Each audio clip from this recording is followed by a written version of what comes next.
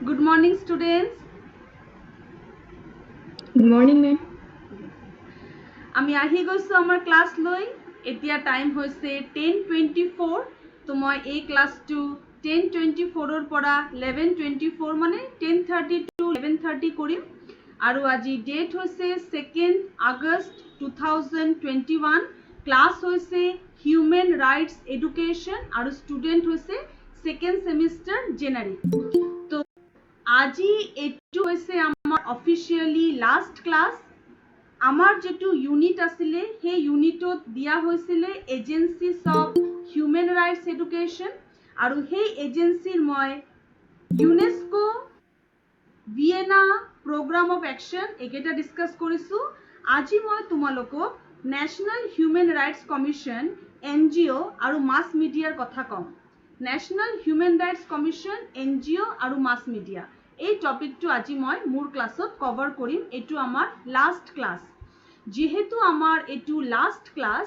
সেইটো কাৰণে মই তোমালোকক ক'ব বিচাৰোঁ যে তোমালোকে কেইটামান হোমৱৰ্ক কিন্তু কৰিবা এইকেইটাৰ মাৰ্কছ তোমালোকে পাবা কাৰণ এতিয়া চোৱা এতিয়া পৰীক্ষা হৈ আছে তাৰ ইণ্টাৰনেল হ'ব পাৰে ইণ্টাৰনেল সংক্ৰান্ত মাৰ্কছ দিব লগা হ'ব সেইটো কাৰণে মই তোমালোকক এটা হোম এছাইনমেণ্ট দিম এটা গুগল ফৰ্ম দিম এক মাৰ্কৰ 20টা কুৱেশ্যন থাকিব তোমালোকে সেই গুগল ফৰ্মটো ফিল আপ কৰি হোম এছাইনমেণ্টটো কৰি থবা তো হোম এছাইনমেণ্টটো কৰি থলে তোমালোকে হোম এছাইনমেণ্টৰ মাৰ্কছ পাই যাবা মই তোমালোকক মাল্টিপল চইচ কুৱেশ্যনছ দিম যাতে তোমালোকৰ টাইম সেভ হওক আৰু লেসনটো যাতে তুমি আৰু ডিটেইলকে বুজিব পৰাকে অধ্যয়ন কৰিব পাৰা মই তোমাক 20টা কুৱেশ্যন দিম 20টা কুৱেশ্যন এক মাৰ্কৰ এটা গুগল ফৰ্ম দিম তুমি জাস্ট ক্লিক কৰি তাৰ এনসাৰ কৰিবা আৰু সাবমিট বাটনটো ক্লিক কৰিলে গুগল ফৰ্মটো অটোমেটিক সাবমিট হৈ যাব গুগল ফৰ্মটো এক্সট্ৰাকে তুমি কতো নোপোৱা গুগল ফৰ্মটো তুমি পাবা অংকিতা হা গুগল ফৰ্মটো তুমি এক্সট্ৰাকে কতো নোপোৱা গুগল ফৰ্মটো তুমি পাবা গুগল ক্লাছৰুমত সেইটো কাৰণে মই আশা কৰিছোঁ তোমালোকে গুগল ক্লাছৰুমত সোমাই আছা বুলি তোমালোকে সবে আছানে গুগল ক্লাছৰুমত ঠিক আছে গুগল ক্লাছৰুমত দিয়া সেই 20টা কুৱেশ্যন তুমি যেতিয়াই সুবিধা পোৱা তোমাক মই অলপ বেছিকে দিন দি থম 7 আগষ্টলৈকে তোমাক টাইম দি থম 7 আগষ্টৰ ভিতৰত তুমি যেতিয়াই তোমাৰ ফ্ৰী টাইম পোৱা ফ্ৰী টাইমত সেই আধা ঘণ্টামান তোমাৰ লাগিব পাৰে অকমান ভাবি দিলে সেই 20টা কুৱেশ্যন তুমি পুৰাই থবা সেইটো তোমাৰ হোম এছাইনমেণ্ট এই সেমিষ্টাৰৰ কাৰণে হৈ যাব ঠিক আছে মই তেতিয়া হলে ক্লাছটো ষ্টাৰ্ট কৰিবলৈ লৈছোঁ মই দায়িত্ব দিছোঁ আমাৰ এই লাষ্ট ক্লাছৰ পিকচাৰ ক্লিক কৰিবলৈ সুৰজিত শৰ্মা সুৰজিত তুমি এই ক্লাছৰ স্ক্ৰীনশ্বট লৈ থবা কোনে কোনে প্ৰেজেন্ট আছে ঠিক আছে আজিৰ পৰা আমি গুগল ক্লাছৰুমত লগ পাম তোমালোকৰ কোনো ডাউট হলে মোক গুগল ক্লাছৰুমত জনাবা কোনো টপিক যদি আকৌ বুজাই দিব লগা দৰকাৰ পৰে মোক জনাবা মই নিশ্চয় বুজাই দিম আৰু মই দিয়া হোম এছাইনমেণ্টটো কৰি থবা তো ষ্টুডেণ্ট আমি ফাৰ্ষ্ট চাই লওঁ নেশ্যনেল হিউমেন ৰাইটছ কমিশ্যন কি ষ্টুডেণ্ট মই এটা অনলাইন আৰ্টিকেল ইয়াত Yes, Meghalaya. So I am using an online article here. The article is on National Human Rights Commission. Yes, Periyal University. This article is published online and this article is shared by K. Agarwal.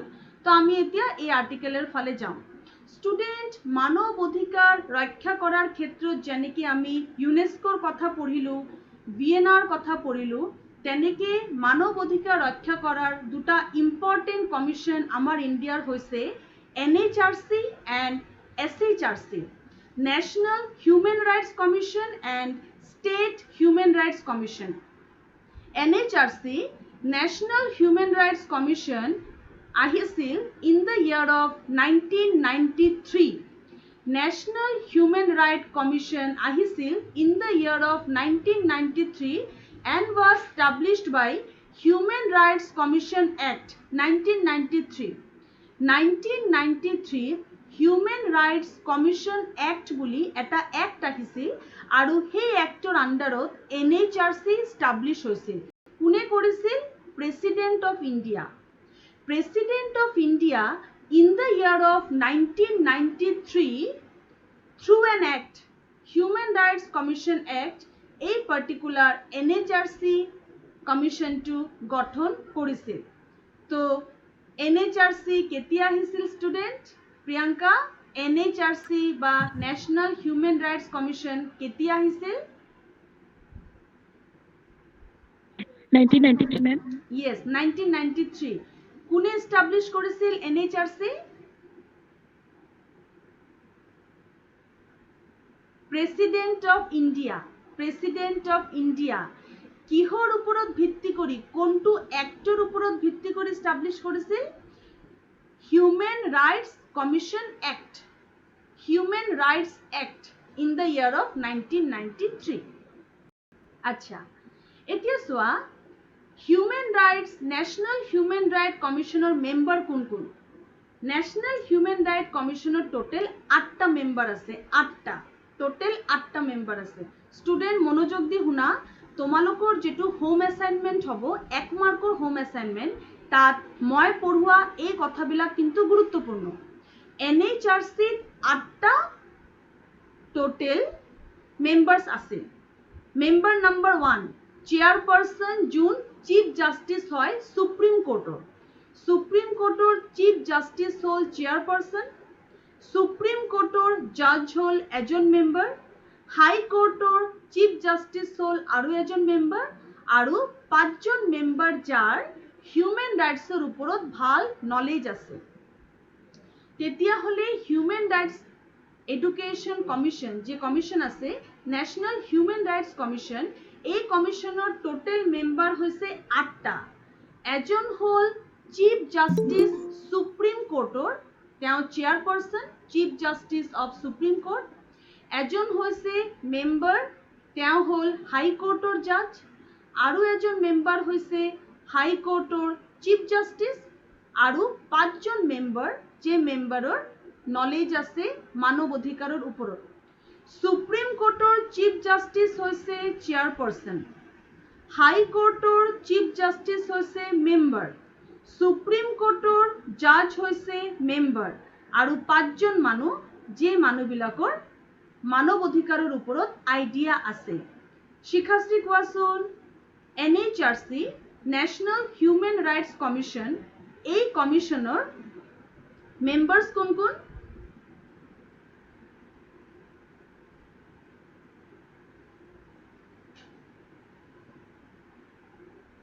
Members কোন কোন শিখাশ্ৰী?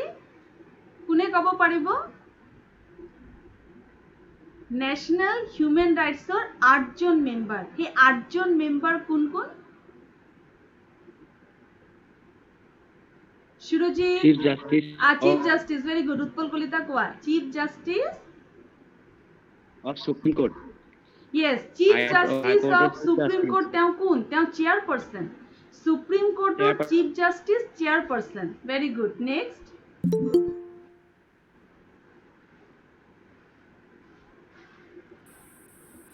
Hello. High কোৰ্টৰ জাজ হল এজন member. আৰু 5জন knowledge থকা human ৰাইটছৰ ওপৰত তেওঁলোক 5জন 5জন নলেজ থকা হিউমেন ৰাইটছৰ মানুহ। এই কেই হৈছে নেশ্যনেল হিউমেন ৰাইটছ কমিশ্যনৰ মেম্বাৰ। আৰু কোনটো ইয়াৰত আহিছিল? কোনটো ইয়াৰত আহিছিল Utpal? 1993. 1993। 1993. Very good. Human Rights Commissioner কাম কি চোৱা? What are the major functions of National Human Rights Commission? Number 1, to observe violation. মানৱ অধিকাৰৰ ক্ষেত্ৰত কোনো ভায়োলেশন হৈ আছে নেকি? মানৱ অধিকাৰ খৰ্ব হৈছে নেকি? সেইটো অবজাৰ্ভ কৰা। Number 2, to visit any jail or other institution under intimation of the state government where persons are detained of lodge for purpose of treatment, reinforcement and protection to study the living condition of inmates. Yes, jail visit কৰা বা এনেকুৱা institution visit কৰা য'ত মানুহক বন্দী কৰি থোৱা হৈছে বন্দী কৰি থোৱাৰ পাছতো তেওঁলোকৰ মানৱ অধিকাৰ তাত খৰ্ব হৈছে নেকি, সেই বন্দিত্ব জীৱনত তেওঁলোকে কোনো অসুবিধা পাইছে নেকি, সেইটো অধ্যয়ন কৰাও নেশ্যনেল হিউমেন ৰাইটছ কমিশ্যনৰ দায়িত্ব কাৰ্যাৱলী। নেক্সট হ'ল two study other international instruments on human rights and make recommendations for their effective implementation. 3 number হ'ল মানৱ অধিকাৰ ৰক্ষা কৰাৰ যে সামগ্ৰী, যে বস্তুৰ যোগেদি মানৱ অধিকাৰ আমি ৰক্ষা কৰিব পাৰোঁ, যেনেকৈ ধৰা আমি মাছ মিডিয়া ইউজ কৰিব পাৰোঁ, ৰেডিঅ', নিউজ পেপাৰ, কম্পিউটাৰ, তেওঁলোকে আমাক ক'ব পাৰে, প্ৰিণ্ট মিডিয়া আমাক ক'ব পাৰে যে কি ভাবে মানৱ অধিকাৰ খৰ্ব হৈছে যাতে মানুহৰ কোনো বিপদ নহওক, সেই মিডিয়াবিলাক কেনেকৈ ভালকৈ ইউজ কৰিব পাৰি, সেইকেইটা হৈছে NHRCৰ ফাংচন। তো প্ৰথম ফাংচন হৈছে মানৱ অধিকাৰ ক'তো খৰ্ব হৈ আছে নেকি, মানুহৰ লগত কোনো শোষণ হৈ আছে নেকি, ধৰ্ণা, ষ্ট্ৰাইক, বন্ধ এনেকুৱা বিশৃংখলতা হৈ আছে নেকি, ৰেপ কেছ, মাৰ্ডাৰ কেছ এইবোৰ হৈ আছে নেকি, কাৰো লগত কোনো মানে ইনজাষ্টিস হৈছে নেকি, সেইবিলাক চোৱা। নেক্সট হ'ল য'ত মানুহে বন্দিত্বৰ জীৱন কটাই আছে, সেই বন্দিত্ব জীৱনত জেলত হওক বা কোনো ইনষ্টিটিউশ্যনত হওক তেওঁলোকৰ ওপৰত কোনো অত্যাচাৰ কৰা হৈছে নেকি, তেওঁলোকৰ মানৱ অধিকাৰ খৰ্ব হৈছে নেকি, সেইটো চোৱা। নেক্সট হ'ল বিভিন্ন ধৰণৰ সংগঠনে মানৱ অধিকাৰ ৰক্ষণাবেক্ষণ দিয়াত বিভিন্ন বস্তুৰ যোগান ধৰা বা বিভিন্ন বস্তু ভালকে ইউজ কৰা, যেনেকৈ মাছ মিডিয়া হ'ব পাৰে। তো আমি 3টা ফাংচন কি পালোঁ মানৱ অধিকাৰ ৰক্ষা কৰাৰ ক্ষেত্ৰত, কোনে ক'ব? NHRCৰ প্ৰথম 3টা ফাংচন কি? মধুস্মিতা, NHRCৰ প্ৰথম 3টা ফাংচন কি? মধুস্মিতা বৰুৱা। মেম ফাৰ্ষ্টটো হৈছে মানৱ অধিকাৰ মানে ক্ষেত্ৰত কিবা বিশৃংখলতা আহিছে নি তাক পৰ্যবেক্ষণ কৰা।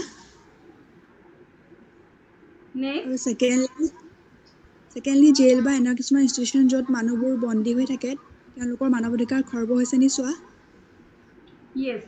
আৰু কিছুমান বিভিন্ন ধৰণৰ সংগঠনে যিবোৰে মানৱ অধিকাৰ ক্ষেত্ৰত মই তোমাৰ পইণ্ট কেইটা বুজি পাইছো, অকমান জোৰকে ক'বা হা, জোৰকে ক'বা। বাকি পইণ্টস কেইটা হ'ল যে to inquire into in a petition presented by a victim or any person or his own behalf with complaint of violation of human rights. Yes, human right মানৱ অধিকাৰ খৰ্ব হৈছে এনেকুৱা কোনো পিটিশন দাখিল কৰা হৈছে নেকি, কোনো ভিক্টিম আছে নেকি যাৰ লগত ৰেপ হৈছে, যাক ডাউৰি সন্দেহ হত্যা কৰা হৈছে, যাৰ ওপৰত এচিড পেলোৱা হৈছে। তোমালোকে চাবা এই ধৰণৰ কোনো ঘটনা ঘটিলে মানৱ অধিকাৰ সংগঠন সক্ৰিয় হৈ যায়, সক্ৰিয় হৈ ৰাস্তাত ওলাই আহি প্ৰটেষ্ট কৰে, ভালকে এটা শৃংখলাবদ্ধভাৱে কৰে, কিন্তু নিজৰ কথা তেওঁলোকে দাঙি ধৰে। যদি মহিলাৰ ওপৰত কোনো অত্যাচাৰ হয়, সৰু বাচ্চাৰ ওপৰত কোনো অত্যাচাৰ হয়, তেতিয়া তেওঁলোকে যদি কোৰ্টত কোনো ধৰণৰ এফিডেভিট বা কোৰ্টত কোনো এটা পিটিশন দাখিল কৰিছে, তেওঁলোকৰ কথা কৈছে, তেতিয়া মানৱ অধিকাৰ সক্ৰিয় হৈ যায়, মানৱ অধিকাৰ সংগঠনবিলাক সক্ৰিয় হৈ ওলাই আহে আৰু পাব্লিকৰ সাৰ্ভেন্ট হিচাপে কাম কৰে, সেই মানুহবিলাকক ৰক্ষণাবেক্ষণ দিয়াত কাম কৰে। নেক্সট হ'ল to review the factors including acts of terrorism. Yes, আতংকবাদ, বিভিন্ন ধৰণৰ অনৈতিক অসামাজিক কাম কাৰ্য য'ত মানুহক হত্যা কৰা হয়, বোমা পেলোৱা হয়, এই ধৰণৰ কাৰণবিলাকৰ ফেক্টৰ্স কি কাৰণে এই ঘটনাবিলাক ঘটিছে, শান্তিপূৰ্ণ পৰিস্থিতি কেলে বিশৃংখল হৈছে, এইবিলাক সম্পৰ্কে অধ্যয়ন কৰে কোন? মানৱ অধিকাৰ সংগঠন। নেক্সট হ'ল প্ৰটেকশ্যন অফ হিউমেন ৰাইটছ, মানৱক প্ৰটেকশ্যন দিয়াৰ ক্ষেত্ৰত, সংৰক্ষণ বা ৰক্ষণাবেক্ষণ দিয়াৰ ক্ষেত্ৰত কি ব্যৱস্থা হাতত ল'ব পাৰি তাৰ ওপৰত অধ্যয়ন কৰে। নেক্সট এডুকেশ্যন আৰু এৱেৰনেছ, শিক্ষা আৰু সজাগতাৰ যোগেদি মানৱ অধিকাৰ ৰক্ষণাবেক্ষণত চেষ্টা কৰে। নেক্সট হ'ল ৰিচাৰ্চ, মানৱ অধিকাৰ ৰক্ষা কৰাৰ গৱেষণাত তেওঁলোকে সহায় কৰে যাতে মানুহে সজাগ হওক, বিভিন্ন ধৰণৰ পেপাৰ পত্ৰিকাত গৱেষণাৰ পেপাৰ প্ৰকাশ পাওক আৰু ইয়াৰ গুৰিকেইটা সম্পৰ্কে জনা যাওক কেলে মানৱ অধিকাৰ খৰ্ব হৈ আছে। নেক্সট হ'ল মানৱ অধিকাৰ প্ৰমোট কৰা, যে মানৱ অধিকাৰ কিমান প্ৰয়োজন, প্ৰতিটো মানুহৰ যে মৌলিক অধিকাৰ আছে তাক সংৰক্ষণ কৰা কিমান প্ৰয়োজন, সেই সম্পৰ্কে এটা নলেজ বা জ্ঞান দিয়া। এইকেইটা হৈছে নেশ্যনেল হিউমেন ৰাইটছ কমিশ্যনৰ কাৰ্যাৱলী। একেটাই কাৰ্যাৱলী ষ্টেট হিউমেন ৰাইটছ কমিশ্যনৰো হয়। তো আমি লাষ্টৰ ফালে কি কাৰ্যাৱলী পালো, যে আতংকবাদ দূৰ কৰা, শান্তি শৃংখলা বজাই ৰখা, মানৱ অধিকাৰ প্ৰমোট কৰা, মানৱ অধিকাৰৰ লগত জড়িত গৱেষণা কৰা, বিভিন্ন নন গভৰ্ণমেণ্টেল অৰ্গেনাইজেশ্যন ইনষ্টিটিউশ্যনে কাম কৰি আছে নে নাই মানৱ অধিকাৰ ৰক্ষা কৰাত তাৰ ফালে চোৱা, বিভিন্ন ধৰণৰ সেমিনাৰ, গ্ৰুপ ডিছকাশ্যন, পাব্লিকেশ্যনৰ যোগেদি মানৱ অধিকাৰ সম্পৰ্কে সজাগতা ক্ৰিয়েট কৰা, মানৱ অধিকাৰ প্ৰটেকশ্যনৰ কাৰণে সহায় কৰা, আতংকবাদ দূৰ কৰা, এইকেইটা হৈছে নেশ্যনেল হিউমেন ৰাইটছ কমিশ্যনৰ মুখ্য কাৰ্যাৱলী। তেতিয়াহ'লে মোক ৰিঞ্জুমণি বাইলুং কোৱাচোন, as a whole national human rights কমিশ্যনৰ কাৰ্যাৱলী কি কি? জোৰে জোৰে ক'বা হা, তোমাৰ যিমানটো মনত আছে, চাওঁ কিমান মনত আছে।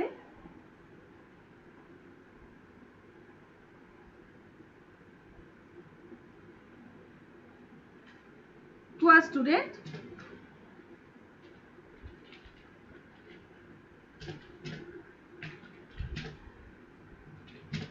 কোনে ক'ব পাৰিব?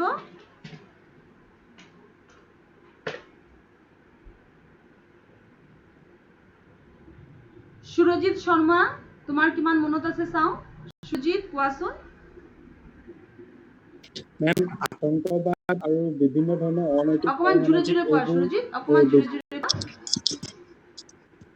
আতংকবাদ বিভিন্ন ধৰণৰ অনৈতিক অসামাজিক কামসমূহ কি কাৰণত হৈছে, এই কামসমূহ বিৰোধ কৰিবৰ বাবে ব্যৱস্থা হাতত লোৱা, মানৱ অধিকাৰ সংৰক্ষণৰ বাবে ব্যৱস্থা হাতত লোৱা, শিক্ষা আৰু সজাগতাৰ জৰিয়তে মানৱ অধিকাৰ সংৰক্ষণৰ চেষ্টা কৰা, বিভিন্ন ধৰণৰ চেষ্টা পেপাৰ কৰা। পত্ৰিকাৰ কামবিলাক ভালকে হৈছে নে নাই সেইটো চোৱা, জেলৰ ভিতৰত থকা মানৱ মানুহবিলাকৰ অধিকাৰ ৰক্ষা হৈছে নে নাই সেইফালে মনোযোগ দিয়া, মানৱ অধিকাৰ ৰক্ষা কৰা সামগ্ৰীসমূহ ভালদৰে লগাবলৈ যত্ন কৰা, বাহ, মানৱ অধিকাৰ ৰক্ষা কৰাত গৱেষণাৰ জৰিয়তে সহায় লোৱা, মানৱ অধিকাৰৰ বিষয়ে সকলোকে জ্ঞান প্ৰদান কৰা। বাহ, ভেৰি গুড। তো এইকেইটা হ'ল নেশ্যনেল হিউমেন ৰাইটছ কমিশ্যনৰ কাম, যিটো আহিছিল in the year of 1993। Total 8জন মেম্বাৰ আছিল, যাৰ চেয়াৰপাৰ্চন আছিল chief justice of supreme court, member আছিল chief justice of high court, আৰু এজন আছিল জাজ অফ সুপ্ৰিম কোৰ্ট, দেন 5জন মেম্বাৰ, যে মেম্বাৰ মানৱ অধিকাৰ সম্পৰ্কে তেওঁলোকৰ নলেজ আছিল। ষ্টুডেণ্ট, নেশ্যনেল হিউমেন ৰাইটছ কমিশ্যনৰ যে কামকেইটা হয়, একেই কাম কিন্তু ষ্টেট হিউমেন ৰাইটছ কমিশ্যনৰো হয়, তাত কোনো পাৰ্থক্য নাই। খালি এটাই পাৰ্থক্য হ'ল নেশ্যনেল হিউমেন ৰাইটছ কমিশ্যনটো নেশ্যনেল লেভেলত কাম কৰে আৰু ষ্টেট হিউমেন ৰাইটছ কমিশ্যনটো ষ্টেট লেভেলত কাম কৰে। NHRC, SHRC কোনো তফাত নাই, দুটাৰ মাজত সেম কাম চলে, সেম এক্টিভিটি চলে। Only difference is national human rights commission national লেভেলত কাম কৰে, state human rights commission state লেভেলত কাম কৰে। আমাৰ ইণ্ডিয়াত কেইটামান ষ্টেট হিউমেন ৰাইটছ কমিশ্যন আছে, তাৰ চেয়াৰপাৰ্চন আছে, মেম্বাৰ আছে, সেক্ৰেটাৰী আছে, ডিৰেক্টৰ আছে, সুপাৰিনটেণ্ডেণ্ট অফ পুলিচ আছে, deputy secretary, under secretary cum deputy registrar, তেওঁলোকে জড়িত হৈ আছে। তো ষ্টুডেণ্ট, ষ্টেট হিউমেন ৰাইটছ কমিশ্যনৰ মেম্বাৰ হ'বলৈ হ'লে এজন chairperson, judicial member, non judicial member, secretary, director, superintendent of police, deputy secretary, under secretary cum deputy registrar, এই পদবীবোৰ থাকিব লাগিব। এই ডেজিগনেশ্যনৰ মানুহ ষ্টেট লেভেলত কাম কৰে, ষ্টেট হিউমেন ৰাইটছ কমিশ্যনত। Chairperson, judicial member, non judicial member, secretary, investigator, superintendent of police, deputy secretary, under secretary cum deputy registrar. তো তেওঁলোকে এই ধৰণে মানৱ অধিকাৰ ৰক্ষণাবেক্ষণৰ ক্ষেত্ৰত কাম কৰে।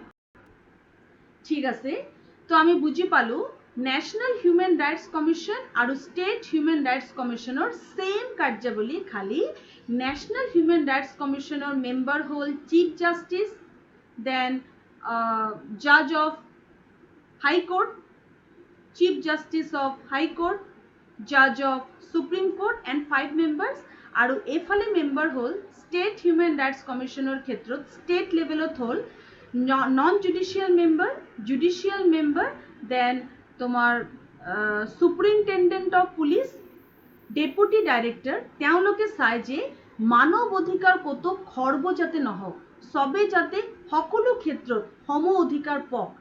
তো এই হৈছে NHRC আৰু SHRCৰ কাম। এতিয়া আমি আমাৰ নেক্সট টপিক অকণমান জানি ল'ব বিচাৰিছোঁ, and that is NGO, non governmental organisation. তাৰ ভূমিকা কি? মানৱ অধিকাৰ ৰক্ষণাবেক্ষণ দিয়াত, মানৱ অধিকাৰ ৰক্ষা কৰাত নন গভৰ্ণমেণ্টেল অৰ্গেনাইজেশ্যন কেনেকৈ কাম কৰে। I am taking an online article legalserviceindia.com. From here I am discussing this article, and the article is realization of human rights role of NGO. I am using this article only to teach my students. There is no other intention of using this article. Without wasting time, let us have a look on this particular article. Realization of human rights role of NGO. ঠিক আছে, NGO role কি? Human right and NGO student, non governmental organisation হল গভৰ্নমেন্টৰে এটা part. Non governmental অৰ্গেনাইজেশ্যনে grassroot লেভেলত গৈ কাম কৰে, একেবাৰে সৰু লেভেলত গৈ কাম কৰে। তেওঁলোকে গভৰ্নমেন্টৰ পৰা এটা হেল্প পায়, গভৰ্নমেন্টৰ পৰা এটা ৰেমুনাৰেশ্যন, এটা টকা পায়। সেই টকাৰ ওপৰত ভিত্তি কৰি তেওঁলোকে বিভিন্ন সামাজিক কামবিলাক কৰে। সমাজত কাৰো লগত কোনো মানে ইনজাষ্টিস হৈছে নেকি, কোনো ভায়োলেশ্যন হৈছে নেকি, এডুকেশ্যনৰ ক্ষেত্ৰত কোনো সমস্যা হৈছে নেকি, মহিলাৰ ওপৰত কোনো অত্যাচাৰ হৈছে নেকি, ধাৰ্মিক কোনো দংগা ষ্ট্ৰাইক বন্ধ হৈছে নেকি, লিগেল কোনো প্ৰব্লেম হৈছে নেকি, জীৱ জন্তুৰ হত্যা কৰা হৈছে নেকি, সেই সকলো বস্তু গ্ৰাছৰুট লেভেলত চাই নন গভৰ্নমেণ্টেল অৰ্গেনাইজেশ্যন। তেওঁলোকে গভৰ্নমেণ্টৰ পৰা এটা হেল্প পায়, ইকনমিক এটা হেল্প পায়, কিন্তু তেওঁলোকে সেলফ ফাইনেন্সিং, তেওঁলোকে নিজৰ যোগেদি চলে, নিজৰ ওন এডুকেশ্যনেল প্লেনিং অৰ ওন ফাইনেন্সিয়েল প্লেনিঙৰ ওপৰত ভিত্তি কৰি চলে। ষ্টুডেণ্ট, NGOৰ মেইন কাম কি চোৱা? Social welfare roll. NGOৰ এটা ৰোল হল সোশিয়েল ওয়েলফেয়াৰ, সামাজিক উন্নতিকৰণ। তোমালোকে চাবা এই স্কুল কলেজত বিভিন্ন বস্তু যোগান ধৰা, free text book, free mid day meal তো গভৰ্নমেণ্টৰ পৰা আহেই, প্লাছ বিভিন্ন ধৰণৰ অডিঅ' ভিজুৱেল এইডছ, দৃশ্য শ্ৰব্য সঁজুলি যোগান ধৰা, like chart, map, globe, duster, white board, black board, এইবিলাক ভাঙি গ'লে যোগান ধৰা। তোমালোকৰ স্কুলৰ চাৰিওফালে বেৰ দিয়া, মা দেউতাৰ লগত মিটিং কৰা, স্কুলত কোনো ধৰণৰ সমস্যা হ'লে সমস্যা সমাধান কৰা, সেইটো হ'ল এডুকেশ্যনেল। সিমিলাৰলি সমাজত যদি কোনো লেডি পঢ়া শুনা কৰিব পৰা নাই, সমাজত যদি কোনো লেডি পঢ়া শুনা কৰিব পৰা নাই, কোনো সুবিধা পোৱা নাই, তেতিয়া এই NGOৰ ওচৰত গ'লে NGOয়ে সেই প্ৰব্লেম সলভ কৰি দিয়ে। হাজবেণ্ড ৱাইফৰ মাজত যদি কোনো কাজিয়া হয়, তেওঁলোকে যদি এনেকুৱা কোনো কেছ দিয়ে, তেতিয়াও কেতিয়াবা সামাজিক ৱেলফেয়াৰৰ কাৰণে NGO আগবাঢ়ি আহে। মেডিয়েটৰী ৰোল হ'ল য'ত সোশিয়েল